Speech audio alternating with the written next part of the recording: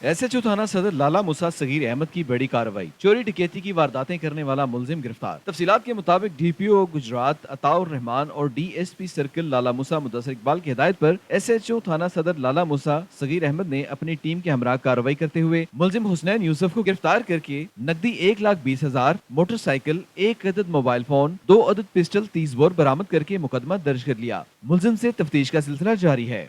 इस मौका पर मीडिया से गुफ्तगू करते हुए SHO थाना सदर सगीर अहमद ने कहा कि जराइम पेशा अनासर और मंशियात फरोशों को हरगिज बर्दाश्त नहीं किया जाएगा, इनको सख्त से सख्त सजा दी जाएगी। मुबशर बर्ड, सिटीजन न्यूज, लाला मुसा।